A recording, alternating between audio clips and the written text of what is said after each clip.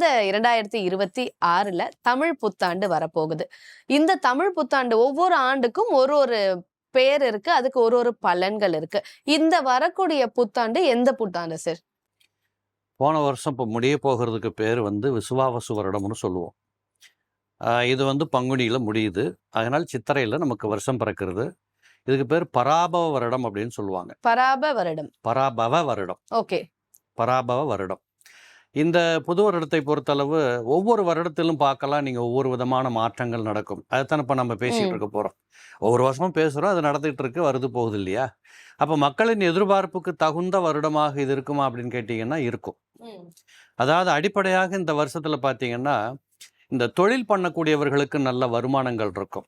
அதுக்கு என்ன அடிப்படை காரணம்னு கேட்டிங்கன்னா, இந்த வருடத்தை ஆளுகிற கிரகம் யாருன்னு கேட்டிங்கன்னா குரு பகவான். இந்த குரு பகவான் தான் இந்த வருடத்தின் ராஜாவாக வரப்போகிறார். அப்போ ராஜாவாக வருவதே குரு பகவான் என்றால் அவர்தான் ஜாதகத்தின் அடிப்படையில் தனாதிபதி. தனத்துக்கு அதிபதியாக இருக்கிறார், தங்கத்துக்கு அதிபதியாக இருக்கிறார். ஒரு மனுஷன் கடனை வாங்கிட்டு ஒழுங்காக கொடுத்துட்டான் அப்படின்னா அவர் ஜாதகத்தில் குரு நல்லா இருக்காருன்னு அர்த்தம். அப்போ வரவு செலவுக்கு அவர் தான் அதிபதி.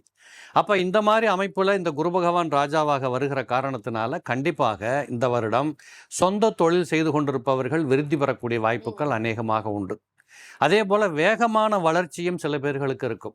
இப்போ உதாரணத்துக்கு ஒரு புதுசாக ஒரு பையன் வேலையை விட்டுட்டு சொந்த தொழில் பண்ண வர்றார் அப்படின்னா அவருக்கு ஒரு புதுவிதமான வேகமான வளர்ச்சி பாதை என்பது தெரிய வரும். அது காரணம் என்னன்னு கேட்டிங்கன்னா, சேனாதிபதியாக வரக்கூடிய கிரகம் சந்திர பகவான். இந்த சந்திர பகவானை பொறுத்தளவு இருக்கின்ற 9 கிரகங்கள்லேயே யாரை கேட்டாலும் சொல்லுவாங்க வேகமாக சுற்றிக்கிட்டு போகிறவர் அவர் தான். அப்போ வேகமான வளர்ச்சி பாதை ஒரு பக்கம் இருக்க செய்யும். இன்னொரு பக்கம் பார்த்தா வழக்கம் போல் இன்றைக்கி நம்ம பேசிகிட்டு இருக்கிறதெல்லாம் உங்களுக்கே தெரியும். எங்கே பார்த்தாலும் போர் சூழல். இப்போ பெட்ரோல் கிடைக்குமா, டீசல் கிடைக்குமா, கேஸ் கிடைக்குமாங்கிற பரிதாபத்தில் உட்காந்துருக்கிறோம். பட் இப்படிப்பட்ட ஒரு பலன்களும் இந்த வருடத்திலும் தொடர்கிற வாய்ப்புகள் தெரிகிறது. காரணம், மந்திரியாக வரக்கூடியவர் யாருன்னு கேட்டிங்கன்னா செவ்வாய் கிரகம், போர் கிரகம்னு சொல்லுவோம். அப்போ இந்த மாதிரியான ஒரு சூழலில் தான் இந்த தமிழ் வருடம், புது வருடம், பராபவ வருடம் துவங்குது.